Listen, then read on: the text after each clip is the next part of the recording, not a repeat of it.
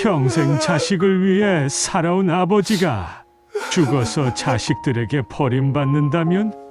친동생이 있어도 법이 장례를 막는다면?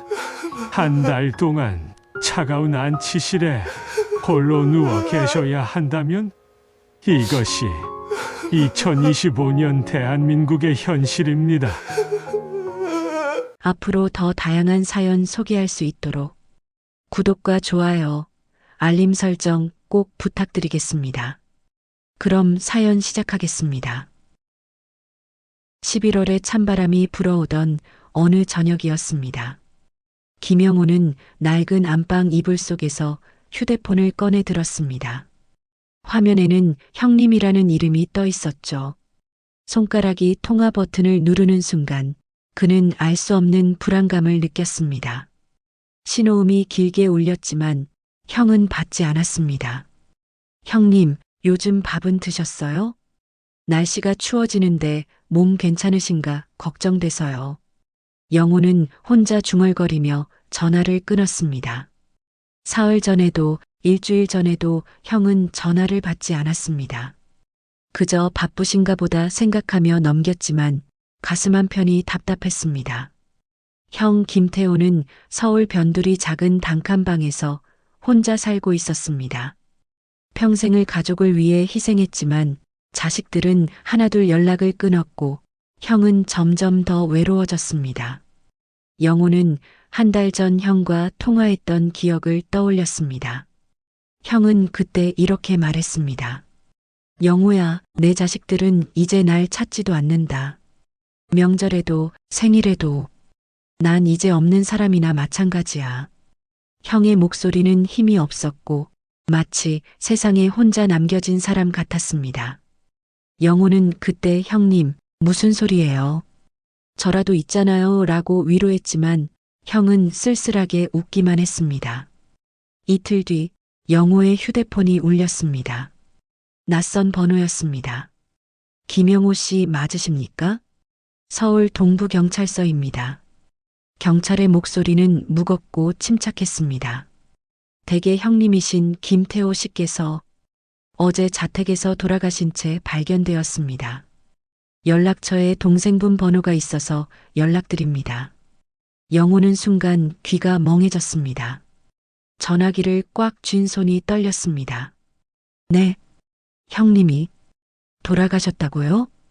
그는 믿을 수 없었습니다. 며칠 전까지만 해도 전화를 걸었는데 이제 영원히 형의 목소리를 들을 수 없다는 사실이 실감나지 않았습니다. 영호는 그 자리에 주저앉았습니다. 평생 가족을 위해 헌신했던 형이 이렇게 쓸쓸하게 세상을 떠나다니 눈물이 주르륵 흘러내렸습니다.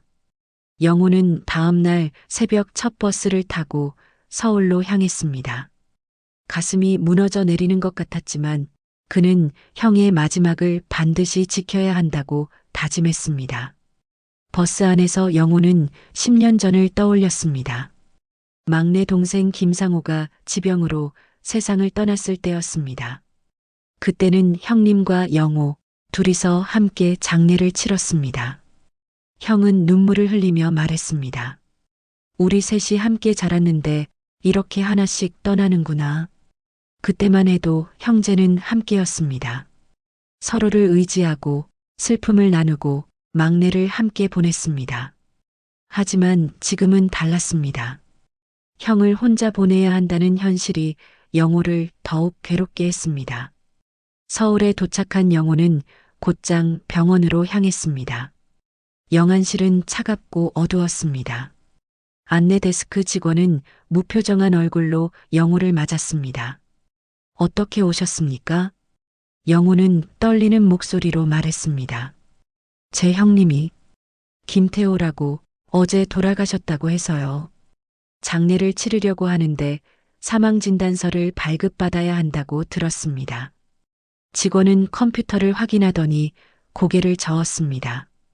죄송합니다만 사망진단서는 직계 가족만 발급받을 수 있습니다. 배우자나 자녀분이 오셔야 합니다. 영호는 황당했습니다. 아니, 그게 무슨 말입니까? 저는 친동생인데요. 형님 자식들은 연락도 안 되고 제가 장례를 치르려고 하는데 왜 안 된다는 겁니까? 직원은 매뉴얼을 펼쳐 보이며 차갑게 말했습니다. 의료법상 형제는 직계 가족이 아닙니다. 규정이 그렇습니다. 영호는 벽에 부딪힌 기분이었습니다.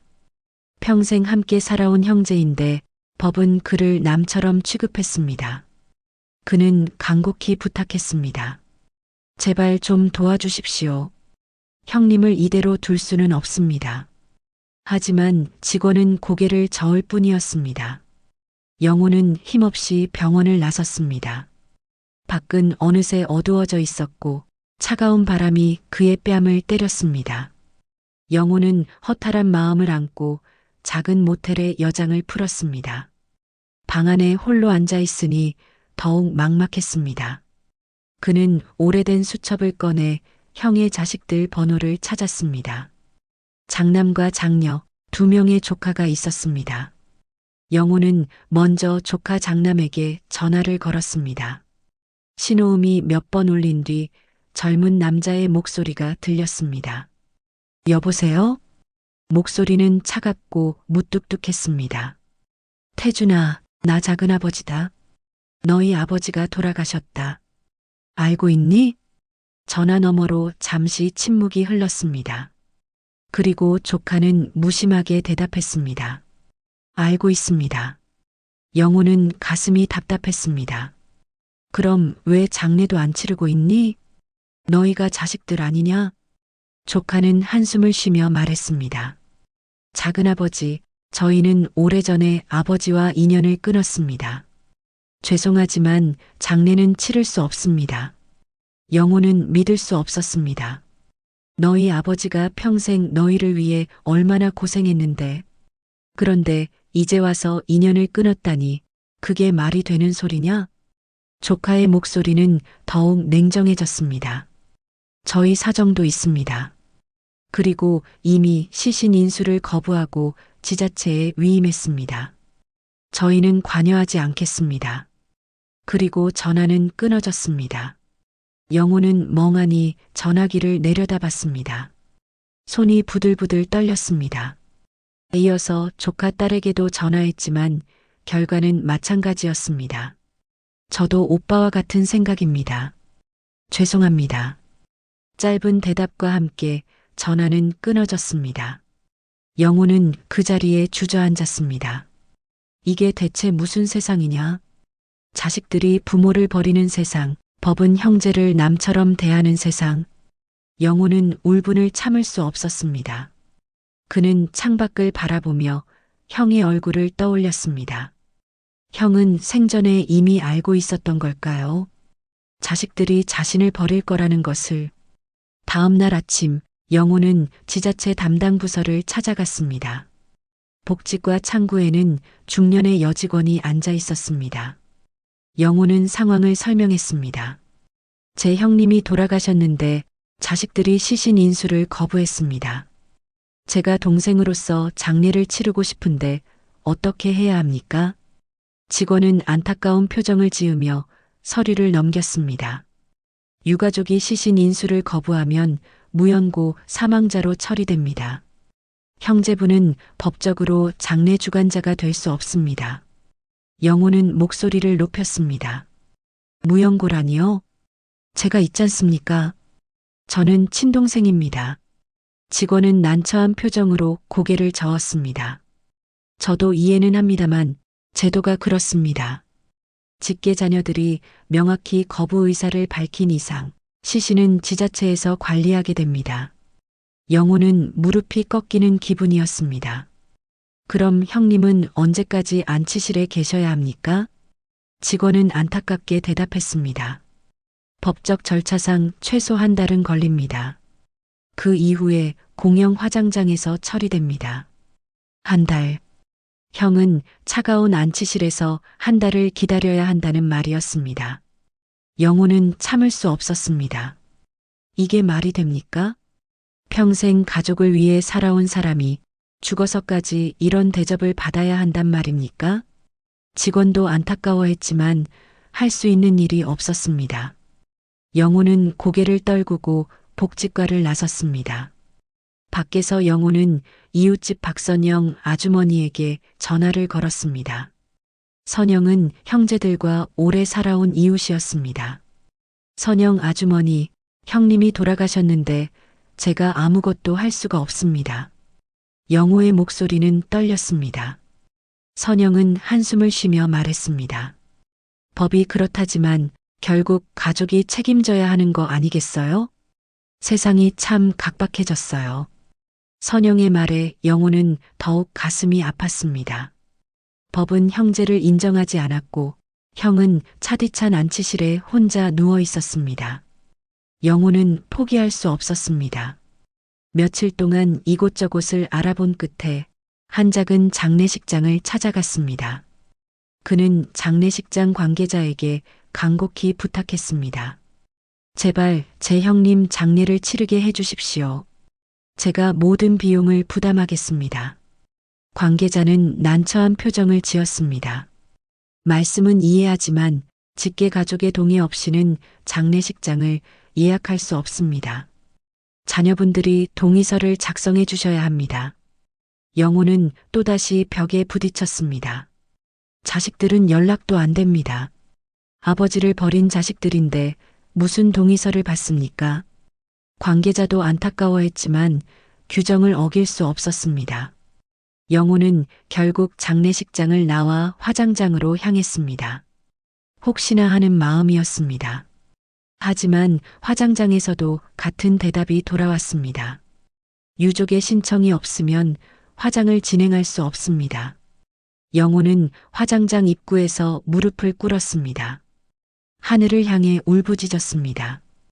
형님이 무슨 죄가 있어서 무연고로 떠나야 합니까? 평생 자식들 키우느라 고생하셨는데 이게 무슨 대접입니까? 그의 목소리는 화장장 앞에 울려 퍼졌습니다. 지나가던 사람들이 발걸음을 멈추고 영호를 바라봤습니다. 어떤 이는 고개를 숙였고 어떤 이는 눈물을 닦았습니다. 영호의 절규는 멈추지 않았습니다. 자식들아, 너희들은 사람이냐? 너희를 위해 평생을 사신 아버지를 이렇게 버리고도 양심이 있느냐? 그는 주먹으로 땅을 쳤습니다. 손에서 피가 났지만 아프지 않았습니다. 가슴이 찢어지는 듯한 고통이 온몸을 휘감았습니다. 조카들은 끝내 나타나지 않았습니다. 전화도 받지 않았습니다. 형은 여전히 차가운 안치실에 누워 있었고 영호는 그 앞에서 무너져 내렸습니다. 한 달이 지났습니다. 그 한 달 동안 영호는 매일같이 안치실을 찾아갔습니다. 형을 혼자 두고 싶지 않았습니다. 안치실 문 앞에 서서 형에게 말을 걸었습니다. 형님, 오늘도 왔습니다. 조금만 기다리세요. 제가 꼭 형님을 제대로 보내드리겠습니다. 하지만 현실은 달라지지 않았습니다. 법은 여전히 차갑게 형제를 가로막았고 자식들은 끝내 나타나지 않았습니다. 영호는 자신을 원망했습니다. 형을 지키지 못한 자신이 한없이 무력했습니다. 내가 동생으로서 뭘 한 거지?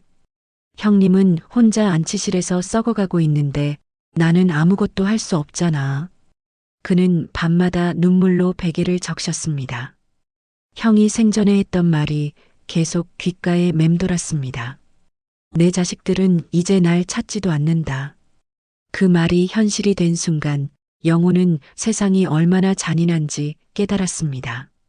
한 달이 지난 어느 날 지자체에서 연락이 왔습니다. 무연고 처리 절차가 완료되었습니다. 내일 공영 화장장에서 화장이 진행됩니다.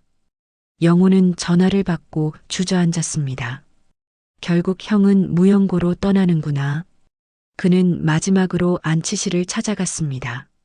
관 앞에 무릎을 꿇고 절을 올렸습니다. 형님, 제가 무능해서 죄송합니다. 형님을 제대로 보내드리지 못해서 정말 죄송합니다.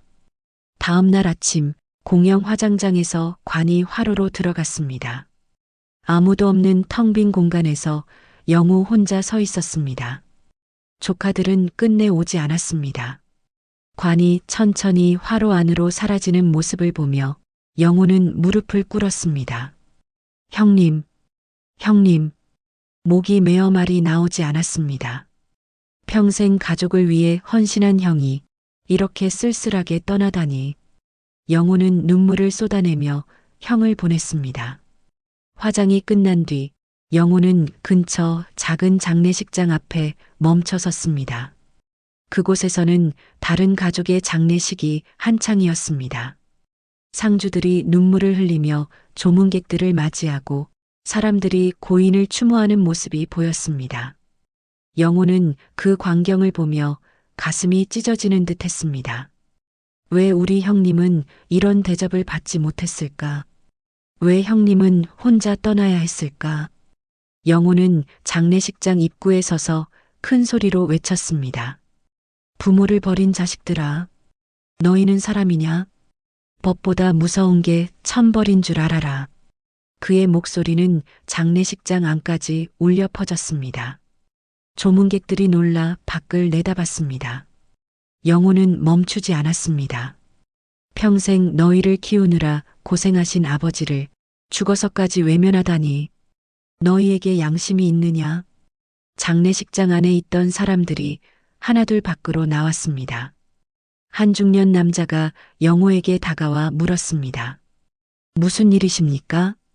영호는 눈물을 흘리며 자초지종을 설명했습니다. 형이 자식들에게 버림받았고 무연고로 떠났고 자신은 동생이지만 아무것도 할 수 없었다는 이야기를. 사람들은 고개를 숙이며 눈물을 닦았습니다. 어떤 할머니는 세상에 이런 일이 라며 한숨을 쉬었습니다. 영호의 절규는 그곳에 있던 모든 사람의 가슴을 때렸습니다. 한 젊은 여자는 울먹이며 말했습니다. 저도 부모님께 잘해드려야겠어요. 영호는 주저앉아 땅을 쳤습니다.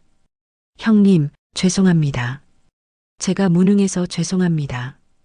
그의 울음소리는 장례식장을 가득 채웠고 사람들은 함께 눈물을 흘렸습니다. 그날 장례식장 앞은 한 남자의 통곡으로 깊은 슬픔에 잠겼습니다. 며칠 뒤 지자체에서 형의 유고를 인도한다는 연락이 왔습니다. 영호는 작은 상자를 받아들었습니다. 그 안에 형의 모든 것이 담겨 있었습니다. 평생 가족을 위해 살았던 형, 자식들에게 버림받았던 형, 그리고 동생조차 제대로 보내드리지 못한 형. 영호는 상자를 가슴에 안고 한참을 울었습니다.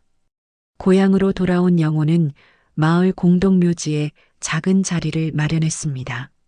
10년 전 세상을 떠난 막내 동생 상호의 묘 옆이었습니다.